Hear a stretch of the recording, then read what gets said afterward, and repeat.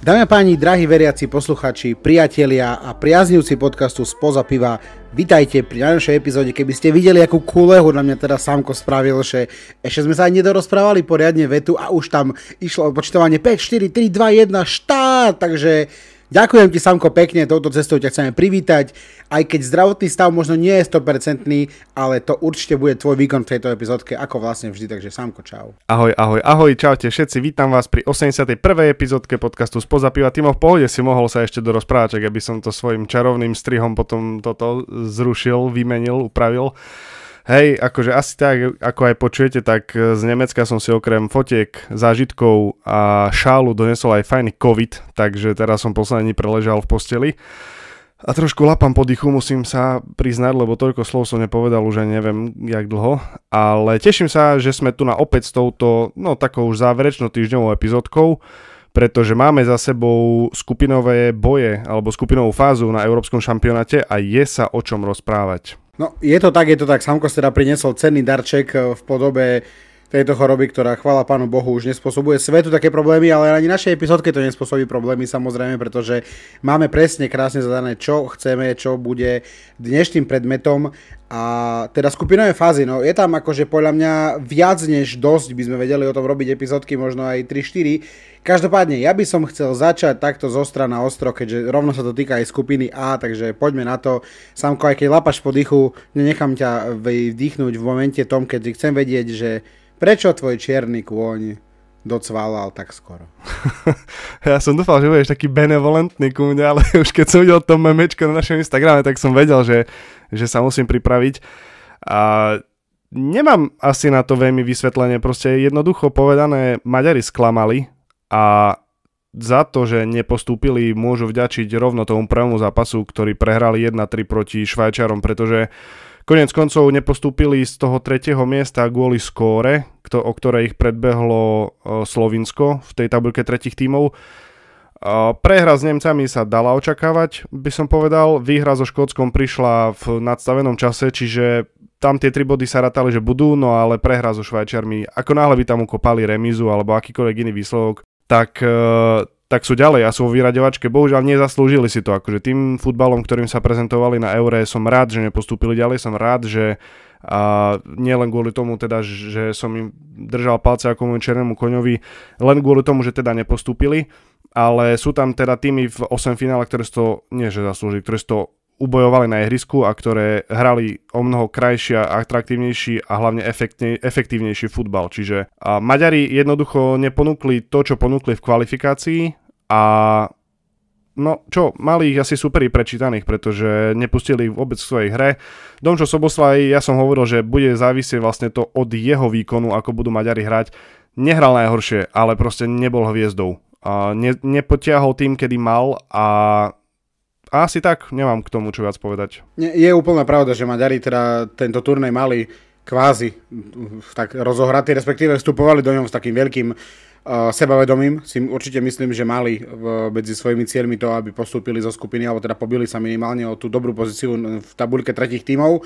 Ale najzaujímavejší zápas, ktorý odohrali za mňa, bol proti Škótsku posledný. Okrem toho, že tam samozrejme prišlo k nepeknému zraneniu Barnabáša Vargu, ktorý je teda v poriadku, chvála Pánu Bohu, bol pred 2 dňami prepustený z nemocnice a teda vyzerá, že by mal byť fajn, dúfame a držíme mu palce. Každopádne ten zápas bol vybičovaný, preplesk riadne, akože jak hry rýchla Rolanda v Bardejove na námestí, lebo tam, jak padol ten gól na konci, ja už som mal to, si predstavte, že ja už som bol v Instagramovom systéme Spoza piva, už som mal urobený popis, hashtagy, všetko, to memečko, na ktoré veľmi dobre poslúžila fotka Robča Polevku zo Zimy. Robko, ahoj, pozdravujeme ťa do Budapešti. A víš, ak celé sa to nejak, tak kruh sa uzavrel, že vlastne Robo aj do Budapešti prestúpil, takže je to taká kuleha, ktorá sa nejak stala. A Škóti dali vtedy gól, teda Maďari teda dali gól.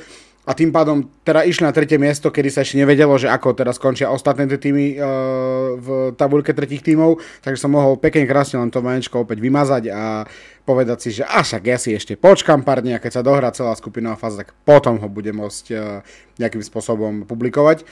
Čo týka, nebudeme už musieť rozoberať zbytočne skupinu po skupine, pretože to sme si rozoberali v našej epizódke pár epizód dozadu. K tým sklamaniam, keďže sama sklamalo Maďarsko ako jeho teda čierny kôň, tak ja môžem akože naopak povedať celkom za seba, že moje čierne kone práve naopak, ako spieva Jana Kiršner na čiernom koni, veľmi dobre sa moji čierni koníkovia. Moje čierne kone proste hrali veľmi dobrý futbal. Rakúsko nehovoriac, dáme pani vyhrať skupinu s Holandskom a s Francúzskom.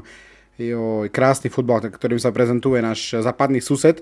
Zároveň Dánsko skončilo teda na postupovej priečke, chvála pánu Bohu. Tam je ten akože paradox, čo je úplne asi podľa mňa najväčší zatiaľ najväčšia peckovica Eura je to, že Slovinci skončili teda tretí, postúpili teda do vyraďovačiek, ale na to tretie miesto, keďže majú rovnaké s Dánskom, mali rovnaké skóre, zápasy, výsledky, proste úplne všetky čísla rovnaké až na jedno. A síce počet žltých kariet a teda Slovinsko preskočilo Dánsko v počte žltých kariet o jednu žltú kartu, ktorú teda schytal asistent trénera Slovinska, takže celkom taký bizarný faktík, ktorý Slovincov teda posunul na tretie miesto. Ale kým sa ešte jedným dýchom môžem vrátiť späť tým sklamaniam, ja som už chcel prvé tie sklamania hneď pokračovať po tom Maďarsku, ale taký som nadšený z mojich čiernych koní, že som si nemohol dovoliť rovno takto akože odšupnúť, takže prepáč Samko. Ak sklamaniam, tak za mňa, okrem Maďarska, ktoré ja som síce až tak nefavorizoval, ale Poľsko, otras, to akože za mňa to bolo jedno veľmi nepodarené predstavenie na Eure. A čo mňa veľmi sklamalo, tak Česko do púče. Čo Česko? Prečo tak sa... Prečo? Prečo? Ťažko povedať, akože ten prvý zápas s Portugalcami síce prehrali 2-1, my sme ho už preberali, oni tam hrali veľmi škaredý futbal, Česi, ale boli veľmi blízko k tomu jednému bodu, ktorý sa teda nakoniec nepodaril a o všetkom sa teda nakoniec rozhodovalo v zápase proti Turecku. To bol mečak, podľa mňa, že veľmi dobrý. Fakt, že nakoniec aj tí Turci v podstate museli zapnúť, lebo už im tieklo do topánok, keďže Gruzinci porazili Portugalsko, ale 2 červené, 18 žltých kariet v tomto zápase je to historicky najviac v jednom zápase na Eure, čo bolo udelených kariet, čiže tam sa naozaj mastili hore-dole. No ale Čechom to nakoniec, teda Česi nakoniec na Turkov nestačili, keďže prehrali 2-1, ale... Neviem, akože veľmi ovplyvnila samozrejme tento zápas skorá karta pre českého hráča Baráka, za Barák, jak sa říká. A potom ešte, vieš, ako tento Patrik Šik, jak vybehol na rozhodca, to si videl z lavičky, vieš, rovno boom, žltá karta a tam dole misses the next match a ja si hovorím, však jak celé Česko, ne? Takže asi tak. Dobrý disik. No, každopádne toľko možno k sklamaniam, ktoré nás nejakým spôsobom negatívne... Nie, ešte jedno sklamanie tu je obrovské, ale však sa musíme baviť o Chorvátsku. Ja som myslím, že povieš Anglicko. No, hej, ako asi tými sklamaniami môžeme pokračovať ďalej, aj smerom na Anglicko, ale Chorváti sú teda tí, ktorí nepostupujú ďalej a idú domov. A ja si myslím, že ako je tento turnaj, na ňo budú chcieť veľmi rýchlo zabudnúť, pretože hneď na úvod vysoká prehra proti Španielom, potom 2 zápasy stratíš v nadstavenom čase, teda výhru v nich stratíš v nadstavenom čase, oba potom remizovali. No a teda asi s 2 bodmi nemôžeš čakať, že postupíš z 3. miesta v tabuľke, takže no, Chorváti idú domov a veľmi veľké sklamanie za mňa ich herný display. Ako určite súhlasím, pred tým turnajom sme sa bavili my dvaja, ale všeobecne aj panoval taký úzus, že Chorváti mali taký ten profil toho týmu, ktorý určite dokráča do vyraďovacej fázy a bude sa opäť byť svojimi bojovnými výkonmi o to, že by postúpil minimálne do teda toho štvrťfinále, možno aj ďalej, veď pamätáme si ako finalistov z 2018. majstrovstiev sveta, takže oni si to meno spravili a tá generácia sa im až tak nejakým brutálnym spôsobom neobmenila, aj keď samozrejme k nejakým zmenám tam došlo, a taká tá nejaká zdravá štruktúra tam bola, veď akože keď si sa pozrel na zálohu, že tam hral proste Brožovič, Kovačič, Modrič, tak si povie, že že to bude trošku problém. No ale tam ja k tomu nemám vôbec nič, pretože slovenskí komentátori, samozrejme opäť ich musíme spomenúť, pretože je to naša modla v rámci Eura, a keď Chorváti vlastne obidva zápasy, ktoré boli pre nich kľúčové, ja som ten proti Taliansku sledoval, bože, keby hrali Slováci, úplne som veľmi bol akože do toho vnesený, tak už keď dostali opäť gól, tak a to je neskutočné nešťastie, čo sa deje Chorvátsku, pre Boha živého. No ja, viete všetci, kto nás počúvate, Samko najlepšie, že ja na slovo šťastie, nešťastie o futbale proste neverím, a turnaj ešte duplom takéhoto formátu, kde má naozaj ten tým k dispozícii 3 zápasy na to, aby sa pobilo ten postup, tak musíš hrať proste od prvej do poslednej sekundy, bez ohľadu na to, proti komu hráš, alebo kto si ty. A Chorváti nezvládli v obidvoch prípadoch záver stretnutia. Ja mám s týmto bohaté skúsenosti, keďže Bayern takto nezvládol asi 58 zápasov za posledné 2 roky na klubovej úrovni, ale samozrejme to je niečo iné. Ale dodávam to, že Chorváti určite sklamali to, že akí boli laxní a ako sa nevedeli proste chudáci nejakým spôsobom dostať do toho varu. Ospravedlňujem sa.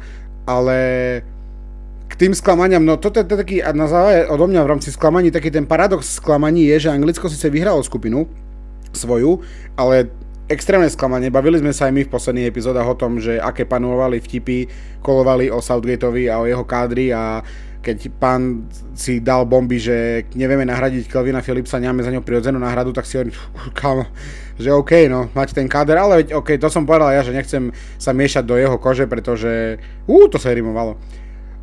Nie som v jeho pozícii a ťažko, keď si my povieme, nehráme FIFU, hej, my keď si povieme, že ako ten kader vyzerá to krásne na oko, ale ako to je v skutočnosti, who knows. Každopádne Anglicko je podľa mňa jeden z najparadoxnejších tímov tohto turnaja, pretože má obrovské meno, obrovský kader, ale má tak obrovský nejasnú pozíciu, že vôbec sa mi neviem nejakým spôsobom, neviem nájsť za ani nejaké vhodné slovo. To je všetko pravda, so všetkým súhlasím, ale keď si zoberieš, že aktuálne majú najvyššiu percentuálnu šancu vyhrať celé euro, pretože keď si pozrieme na to, ako je rozdelený vlastne ten pavúk na dve strany, že oni sú na tej strane, kde je v podstate len Taliansko, si povedzme asi úprimne. Na druhej strane je Nemecko, Portugalsko, Francúzsko, Španielsko samozrejme. Čiže oni sa vôbec neprezentujú pekným futbalom a hrajú extrémne defenzívne, však proti Dánom sa tak rýchlo stiahli, keď dali ten prvý gól, že až. No ale ich šance sú vysoké. No ale v 8 finále narazia na nás, čiže ja si myslím, že oni sú extrémne vysmiatí, ale myslím si, že šťastne môžeme byť aj my, pretože chytiť v Anglicko v takejto forme, ako sú momentálne, tak to sa len tak nevidí a dá sa to využiť. My síce s nimi nemáme veľmi dobrú históriu, čo sa týka zápasov. Myslím, že máme 6 zápasov, 5 prehier a jednu jedinú remízu, čiže na výhru stále čakáme, no a môže prísť práve teraz. A keď si povieme, že tá ich skupina C-čko, kde hralo Anglicko, tak to bola, že skupina nudy a to 12 zápasov dohraných, len 7 gólov a som si pozeral, že napríklad také Nemecko dalo 8 gólov za svoje 3 zápasy, no tak kde sme to? Akože tam naozaj, že to Anglicko nebolo preverené, mohol by som to až takto povedať doposiaľ. Takže som veľmi zvedavý, že ako to bude vyzerať vo vyraďovačkách, ale k tomu sa myslím, že ešte v epizódke dostaneme. Keď už tak spomíname, že sklamanie, alebo že kto vypadol, tak určite obrovské sklamanie musí byť ako keby ten výsledok pre hráčov a fanúšikov Ukrajiny, pretože Ukrajina je historicky prvým tímom, ktoré na Euro nepostúpilo zo skupiny so 4 bodmi a to je akože že mega veľa, keď si zoberieš, že vyhráš, remizuješ a aj tak nepostúpiš, teda z tých 3 zápasov jeden vyhráš, jeden remizuješ a aj tak nepostúpiš do skupiny, tak je to masaker, ale tá naša skupina bola tak zamotaná, ako len asi zamotaná byť mohla. No súhlasím 100%, to je veľmi zlá epizóda, že toľko spolu súhlasíme, to nie je vôbec dobré, ale verím, že to sa nebude opakovať, každopádne si robím srandu. Áno, veď keď si pozrieš presne tie výsledky tých skupín, tak všade sa kvázi o niečo hralo do poslednej minúty, alebo sa v niečom rozhodovalo, ale my, že sme išli, všetky 4 týmy išli do 3. hracieho dňa s rovnakým počtom bodov a sa to mohlo ešte akokoľvek premiešať a vieme, že aj my sme boli Hrobárovi na lopate, potom sme už my boli ten Hrobár, potom už sme neviem, jak proste všetko sa otačalo, postupové kalkulačky. No to je presne tá nevýhoda, ale proste to nejaké, neviem ako to mám nazvať, možno nejaký negatívny bočný faktor tej skupinovej fázy, že rozhoduje viacero faktorov, sú tam k dispozícii len 3 zápasy, nestrieľa sa až toľko extrémne množstvo gólov v niektorých skupinách, takže naozaj sa rozhoduje na základe bočných vecí a faktorov, ako sú skóre a podobné ukazovatele. Áno, Ukrajiny je teda škoda, ale tak škoda. Ja keď som videl ich prvý zápas proti Rumunsku, tak mi škoda vôbec nie je. Proste my sme tiež proti ním hrali dobrý polčas, takže tak to proste vypalilo nejakým spôsobom. Určite je to sklamanie, ale nerobil by som z toho asi vedel. Ja som to nemyslel, takže by to malo byť sklamanie pre nás, to určite nie, však my sme veľmi šťastní, že Ukrajina vypadla a my sme mohli postúpiť, ale že sklamanie to bolo určite obrovské pre nich. A ešte keď sa vrátime, alebo keď ostaneme ešte v tej našej skupine, tak vlastne posledný zápas Ukrajina s Belgickom remizovala 0-0. A to bol vlastne simultánny zápas našich hráčov proti Rumunsku. A neviem, či si všimol, ale po zápase išiel vlastne De Bruyne ďakovať svojim fanúšikom, ktorí už ako náhle videli jeho pohyb smerom k ich tribúne, začali vyslovene a veľmi vehementne bučať, na čo zareagoval kapitán belgického týmu tým, že zakýval na ostatných hráčov, že poďme preč a ideme do tunela. Tak čo si o tom myslíš? Vieš čo, absolútne nič. Belgičania nešli do toho turnaja tak, ako išli na nejaké Euro v 16. alebo 21.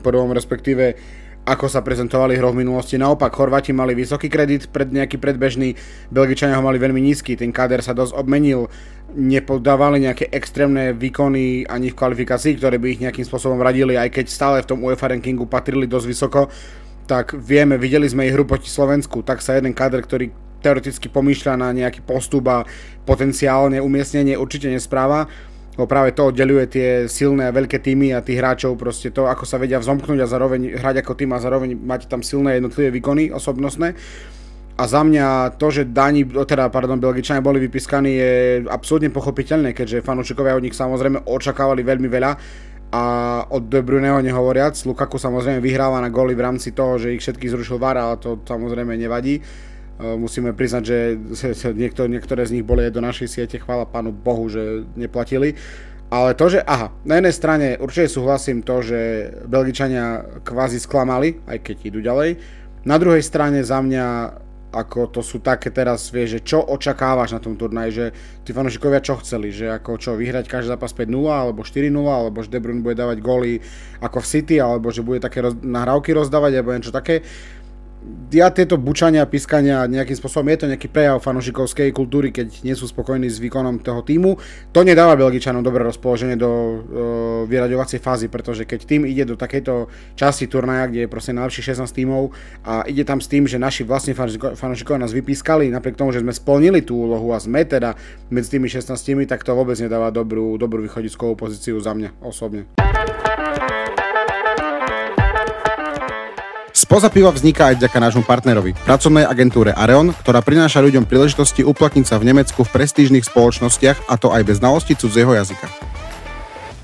No a teda dodám to, že keď sa už teda prehúpneme takto ladne do 8 finálových súbojov, tak narazia tam práve na to Francúzsko a vlastne podľa tvojich slov sú to dva vyhorené týmy.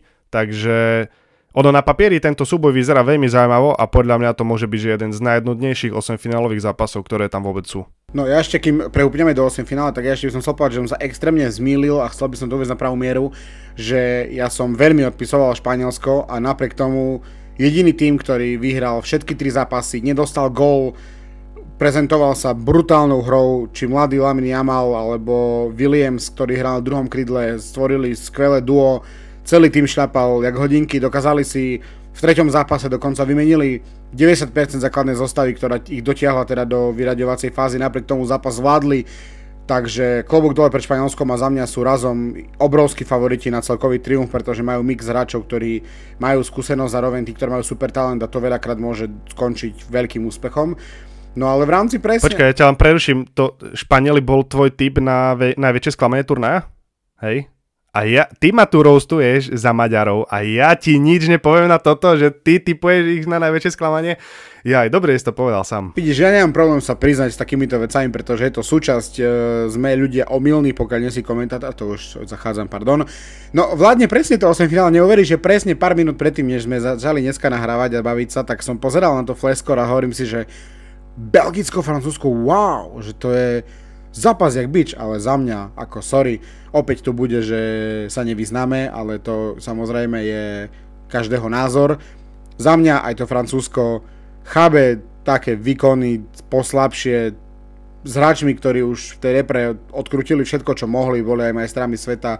Za mňa 2 vyhorené a 2 na oko slabé a na papieri silné repre sa stretnú v 8 finále a nech postupí z nich kto chce, lebo ma to teoreticky vzaté aj nejakým spôsobom žiadnym spôsobom netankuje. Môžeme si potom asi tipnúť, koho tipujeme na postup do štvrťfinále, ale možno tak len nadhodím do pléna, že určite za mňa zápasy, na ktoré sa najviac teším mimo slovenského, tak je Rakúsko-Turecko a Nemecko-Dánsko, lebo toto podľa mňa budú že 8-finálové šlehy. No to súhlasím, ja by som ešte dodal k tejto takej luxusnej zostavičke, by som určite dodal Taliansko, ktoré proste dostalo Švajčiarov, A Švajčiari sa prezentovali taktiež, mám ich napísaných medzi tými takými prekvapeniami v pozitívnom slova zmysle. Veľmi rýchli hráči, veľmi taká dravá dynamická hra, ktorá im teraz zabezpečila postup. A to by mohlo byť tiež zaujímavé, keďže vieme, že Taliani majú radšej hru, ktorá je pomalšia, založená na defenzíve. Švajčiari zase veľmi radi tie defenzívy tvrdé nejakým spôsobom rozbijajú, čiže na to sa tiež veľmi teším mimo teda slovenského zápasu. No a v rámci tej typovačky, ak pôjdeme zhora, ako to udáva naša taboule, tak Španielsko, Gruzínsko za mňa osobne tam by muselo dojsť k obrovskému prekvapeniu, ak by Španieli nedokázali dotiahnuť tento zápas do úspešného postupu a konca. Takže v rámci tejto dvojice vyberám Španielsko. Nemecko, Dánsko, tam sa baviť nemusíme, vieme, že síce môj čierny kôň, ale pravdepodobne docvála, pretože neskorší majster Európy Nemecko ho teda vyradí, takže ďakujeme Dánsku za účasť na turnaji.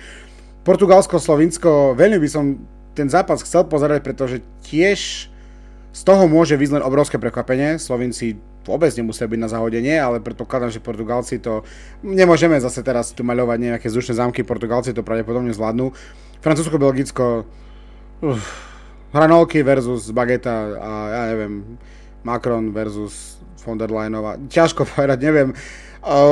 Poviem asi, že Francúzsko, pretože opäť je to taká vec, ktorá mi tak len papierovo bije do nejakej nôty. Rumunsko, Holandsko, tak za mňa každopádne Holandsko, to je tiež jeden z mojich takých favoritov. Tým, ktorý má na to, myslím, aj keď im teda vypadla asi väčšina základnej zostavy, ktorá mala nejakým spôsobom ťahať ten káder dopredu. No Rakúsko, Turecko, na to sa teším najviac a ja. To som pozeral a ja verím tomu, že Rakúšania budú ďalej písať ten svoj rozprávkový príbeh a postupia cez Turkov, aj keď to bude extrémne náročné. Budú to týmy, ktoré možno ani teoreticky nie, že nečakali, ale neboli si na 100% istí, že budeme my v tej vyraďovacej fáze a sú v nej. Čiže oni nemajú čo stratiť, nemajú čo kalkulovať, tie týmy budú hrať na 258 000%. Veľmi sa teším na tento duel boj. Anglicko, Slovensko, no čo, vieš čo, ja to preskočím a som zvedavý, čo povieš ty a potom až sa vrátim. A Švajčiarsko, Taliansko, tak za mňa Švajčiari sú sympatickejší, ja verím, že oni to nejakým spôsobom dajú. No, ja som chcel nejak, že poviem aj ja tých svojich favoritov, ale v podstate si všetkých trafil a pri tom Švajčiarsku som si istý, že postupí Švajčiarsko, pretože Taliani musia naplniť to moje očakávanie, že budú sklamaním obrovským, takže už len kvôli tomu si myslím, že vypadnú. No a Slovensko, Anglicko, ako každý správny fanúšik, ako každý správny Slovák budem hovoriť, že postupíme aj my, pretože už nechcem sa opakovať, ale myslím si, že teraz je na to naozaj najlepšia príležitosť a už to išlo aj z úst hráčov, myslím, že Milan Škriňar to povedal, že naša najväčšia šanca, ktorá môže byť proti ním, je to, že budeme hrať ako tím. Aj keď tam budú nejaké individuálne chyby, čo už sme spomínali tiež v minulej epizóde, tak je dôležité, aby sme sa vedeli kryť, aby každý hráč mal chrbát toho druhého, pretože myslím si, že práve naopak v Anglicku sa veľmi spoliehajú na to, že sú tam individuálne kvality, no a ako vidíme, tak zatiaľ na turnaji to nestačí, takže si myslím, že ak podáme taký výkon, ako sme podali v skupine, pretože v každom zápase sme mali minimálne 45 minútovku, fakt, že veľmi dobrú, na veľmi vysokej úrovni, takže verím, že v 8 finále to bude nielen 45 minút, ale dáme tomu aspoň tých 55-60 a myslím si, že to bude stačiť na postup, takže poďme, Slovensko. Nie, tomu ver, samozrejme, ja fandím tiež našim 200%, verím, že postupia, máme na to, ukázali sme teraz úplne bez randy, ukázali sme v zápasoch v skupinovej fáze, že vieme hrať futbal na najvyššej úrovni, vedeli sme sa vzomknúť. Otázka je, či nebude platiť to také tradičné slovenské, že keď je najmenej očakávaní, hra sa najlepšie a naopak. Takže verím, že tento faktor nás nepostihne, verím, že chlapci proste trošku prešli tou obmenou a všeobecne nejakým zlepšením v tejto koncentrácii a mentality, takže budeme držať palce Slovensku. A no to je v nedeľu. Pondelok sa samozrejme počujeme, budeme rozoberať to, ako sme teda hrali, ako dopadli zápasy, ktoré sa hrajú už priebežne cez víkend, takže mne neostáva už nič iné, len zapriať nám veľa zdaru, veľa síl, veľa energie, veľa radosti, Samkovi rýchle uzdravenie a kolektív, mám vás takých všetkých rád, jak má každý rád každého. No ďakujem, tebe síce už neostáva nič iné, ale ja som si ešte pripravil jednu takú špecialitku na záver a to je tzv. Ekologická Corgon 10, pretože toto som si nemohol nechať uistiť, že keď som videl, že Turci na svoj posledný zápas v skupine proti Česku cestovali do Hamburgu zo svojho základného tábora, konkrétne 150 km a išli to lietadlom, tak toto si hovorím, kamaride, klobučík dole, ekológia na prvom mieste. Samozrejme, obulú sa do toho viacero takých ekoaktivistov v Nemecku, pretože aj viacerí pohlavári a viaceré hlasy hovoria o tom, že ten nemecký šampionát je momentálne najekologickejší ever. Takže toto je taká maličká čierna škvrnka na to a Turci mohli skúsiť zvoliť iný typ dopravy. Ale presne tak, počujeme sa opäť v pondelok. Čakajú nás víkendové 8-finálové zápasy, na ktoré sa extrémne tešíme. A čo viac dodať, ďakujeme, že ste nás dopočúvali až do tohto momentu. Majte krásny deň, krásny zvyšok týždňa a víkend a dovidenia, do počutia a na zdravie.